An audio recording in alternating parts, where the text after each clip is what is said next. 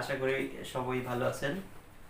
তো আমরা বাংলায় অনেক শব্দ ব্যবহার করে থাকি, দৈনন্দিন যে শব্দগুলো আমরা বাংলায় ব্যবহার করে থাকি সেগুলি আমরা যখন ইংলিশে ট্রান্সলেট করে ব্যবহার করে থাকব বা ইংলিশে চিন্তা করে ব্যবহার করব, তখন বাংলার পাশাপাশি ইংলিশ শেখাটাও আমাদের জন্য সহজ হয়ে যাবে।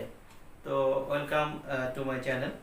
আজকে আপনাদের সাথে আমি যে বিষয়টি শেয়ার করব সেটি হলো, আমরা প্রায় বলে থাকি যত দূর সম্ভব, যত তাড়াতাড়ি করা দরকার, যত তাড়াতাড়ি করবে ততই ভালো। এই ধরনের অনেক বাক্যই আমরা সচরাচরই ব্যবহার করে থাকি, কিন্তু এই বাক্যগুলো যদি আমরা ইংলিশে ট্রান্সলেট করে বা ইংলিশ চিন্তা করে ব্যবহার করে থাকি, তাহলে বাংলার পাশাপাশি আমার ইংলিশ শেখাটাও অনেক সহজ হয়ে যায়।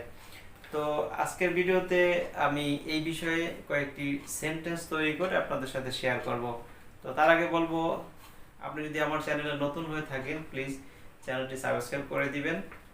আর চ্যানেলটি সাবস্ক্রাইব করলে আরও ভালো ভিডিও দিতে আমাদেরকে আরও উৎসাহ পাবো। তো চলুন দেখা যাক। আমরা অনেক সময় বলে থাকি আমি বাংলার পাশাপাশি ইংরেজিতেও কথা বলতে পারি। তো এটি কিভাবে, how can I translate in English? I can speak Bengali as well as English. Bangla যেরকম ব্যবহার করতে পারি, বাংলা যেরকম আমি বলতে পারি, আমি ইংলিশও সেরকম বলতে পারি। তো এই ধরনের যত শব্দ আছে, আমি বাংলা যেরকম ব্যবহার করতে পারি, বাংলা বলতে পারি, সেরকম আমি চাইনিজও বলতে পারি। I can speak Bengali as well as Chinese. এই শব্দগুলো এভাবে করে আমরা যখন ট্রান্সলেট করব, তখন ইংলিশ বাক্যটা আমার মাথার ভিতরে চলে আসবে। আসেন, আমি যতদূর জানি তিনি একজন মেজর। আমি যতদূর জানি তিনি একজন শিক্ষক। এই ধরনের শব্দ আমরা প্রায় বলে থাকি। তো এভাবে শব্দগুলো বা এই সেন্টেন্সগুলো কিভাবে ট্রান্সলেট করা যায়? আমি যতদূর জানি, এই যতদূর এর জন্য অ্যাজ ফার অ্যাজ ব্যবহার করে থাকি। তো আমি জানি, as far as I know he is a teacher. As far as I know he is a major. As far as I know he is a farmer. As far as I know he is a shopkeeper. এই ধরনের শব্দ আমি যখন বলে থাকবো, এই ধরনের বাক্য যখন আমরা ব্যবহার করব, তখন আমরা ট্রান্সলেটটা এই ধরনের as far as he is I know he is a teacher, এই ধরনের আমরা সেন্টেন্স তৈরি করতে পারি। এরপরে আমরা অনেক সময় বলে থাকি যতদূর সম্ভব আমাদের তার পাশে দাঁড়ানো উচিত। যতদূর সম্ভব, এটা যখন আমরা বলবো, তখন as much as possible, as much as possible যতদূর সম্ভবের ক্ষেত্রে ব্যবহার হবে। তাহলে কি, আমাদের তার পাশে দাঁড়ানো উচিত।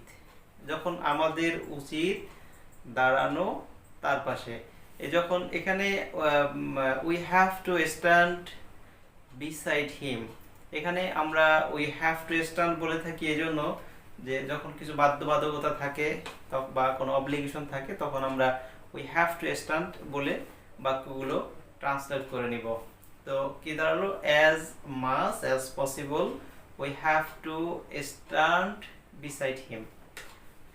যতদূর সম্ভব আমাদের তার পাশে দাঁড়ানো উচিত।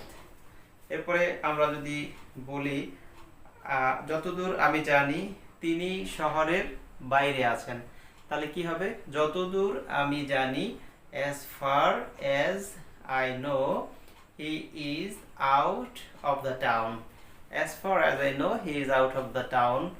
আবার এরকম অনেক সময় বলে থাকি যতদূর আমি জানি ব্যবস্থাপনা পরিচালক বা এমডি অফিসের বাইরে রয়েছেন। তো as far as I know the managing director is out of office. আমরা এই বাক্যগুলোকে এভাবে করে ব্যবহার করতে পারি। যতদূর আমি দেখলাম আজকে কোনো জ্যাম নেই।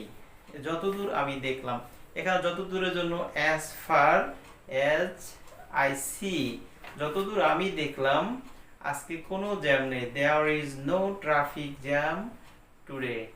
এভাবে আমরা ব্যবহার করতে পারি, যতদূর আমি দেখলাম আজকে কোনো ট্রাফিক জ্যাম নেই। as far as I see there is no traffic jam today. আমরা পরবর্তী নেক্সট সেন্টেন্স যদি বলি, যতটা তাড়াতাড়ি সম্ভব ফাইলটি দাও। যতটা তাড়াতাড়ি সম্ভব, এই যতটা তাড়াতাড়ি সম্ভব এই ক্ষেত্রে as soon as possible আমরা ব্যবহার করতে পারি। যতটা তাড়াতাড়ি সম্ভব মানে as soon as possible the file, send me the file। যতটা তাড়াতাড়ি সম্ভব কাজটি আমাকে করে দাও। যতটা তাড়াতাড়ি সম্ভব মানে as soon as possible the work, send me, অথবা the finish me the work। এই ধরনের আমরা বাংলার সেন্টেন্সগুলোকে বা বাংলা বাক্যগুলোকে ইংলিশে কনভার্ট করে আমরা এখন থেকে